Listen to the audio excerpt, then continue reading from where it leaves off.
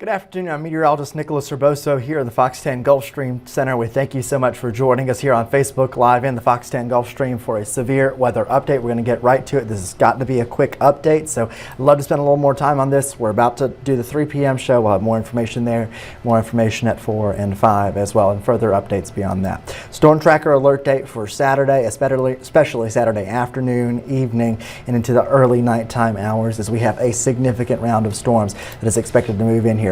Much of our area is in a level 4 moderate risk on Saturday afternoon. I do want to mention, however, that we do have a slight risk for tonight that will be for our inland areas. So if you live in Washington, Clark, Monroe, or Conecuh counties, all of those inland, and also Greene County, Mississippi, I want you to have a way to receive warnings overnight tonight, because there could be some thunderstorms that become severe tonight. It is a lower end threat, level 2 out of 5, but it is still a threat. They will be scattered thunderstorms. Do not expect constant rain tonight. In fact, if you're south of I-10, you're going to get nothing tonight except for an isolated shower and warm conditions. So your big deal tonight for our inland areas, Highway 84 corridor, Greene County, places like that, is going to be a couple isolated thunderstorms that become strong to severe. That is it. We're going to keep an eye on that. Have ways to receive alerts overnight tonight. The big deal is going to be on Saturday afternoon, Saturday evening. We will talk about the timing in a moment.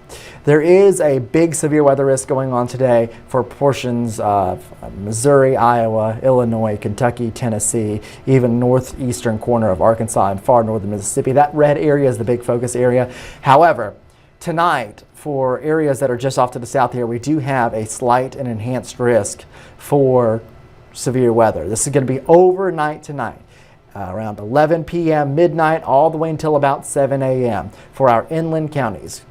George, Greene, Washington, Clark, Monroe, my big focus points. We could have a couple rowdy storms. Looking at that risk locally, again, you see that area in yellow. That's for tonight. This is a lower end risk. Then we turn our attention to the Saturday night round, Saturday afternoon, evening round. Storm Prediction Center has decided to go with a level 5 out of 5 high risk for severe storms. This means pretty much that we're expecting a tornado outbreak across portions of central Mississippi and central Alabama. The high risk is just off to the north of the FOX10 viewing area. The FOX10 viewing area, Mobile, Pensacola, Grove Hill, Chatham, Leakesville, Lucedale, all the way over to Monroe and Evergreen, is in a moderate risk. And you can see that highlighted there. We will still have some thunderstorms there, but the biggest, most intense thunderstorms, the biggest, most intense threat, the most widespread thunderstorms will be just off to our north, Tuscaloosa, Birmingham, Jackson, Hattiesburg points north of there, Meridian, Mississippi. That is the kind of focus zone. But we will still have storms. Your Saturday morning will be quiet. It's your Saturday afternoon and evening that we have to keep an eye out for scattered thunderstorms. We'll take a look at the forecast model in a second. Now, this high risk does clip portions of our inland areas, pretty much Grove Hill, North and Clark County, Coffeyville, and maybe Sand Hill. So those are the communities in the FOX10 viewing area that are included in this high risk. But who really cares about the risk levels? What I want you to focus on is that there's going to be a few thunderstorms, and we want you to be aware of that. The moderate risk, meaning widespread severe storms, are likely to occur, and yes, strong tornadoes could occur with some of these thunderstorms.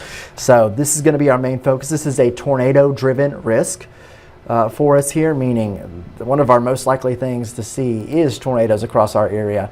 All the thunderstorms that occur could produce tornadoes if they really get going. But that's if they really get going. And in that high risk that's just off to our north, again, it's a pretty serious threat. Tornado outbreak is expected. We could see a few long track violent tornadoes that track across Mississippi and Alabama. I think it will be more central Mississippi and Alabama, but again, just off to our north, but still a significant threat there.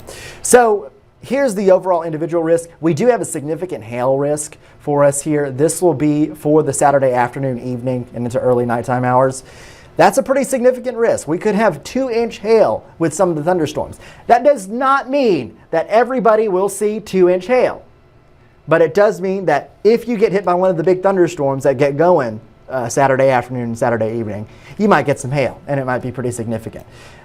Just because you see all these colors does not mean that you are going to see this. This is for those individual thunderstorms wherever they develop.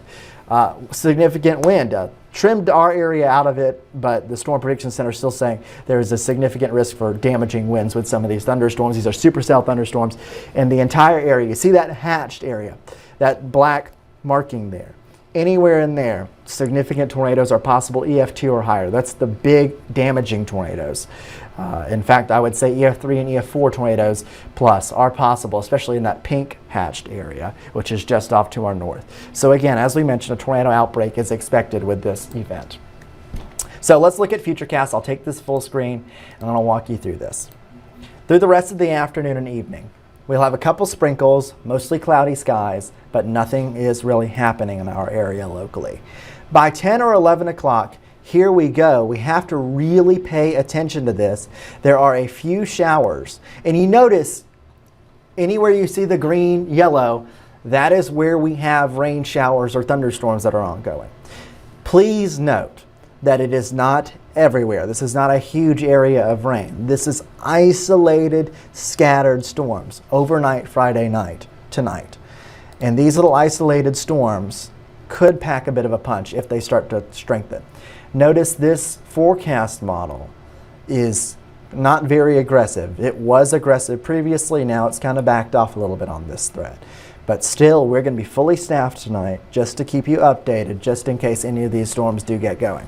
4 a.m., just some light sprinkles across our area, but we're going to have the environment where any of these could become thunderstorms, so we're going to have to stay vigilant. Again, my inland areas, Leakesville, Sand Hill, Chatham, Millery, Jackson, Grove Hill, Thomasville, Coffeyville, Beatrice, Monroeville, y'all are my folks that I really want you to pay attention overnight tonight. That means I need you to have a way to get a warning tonight in case one is issued.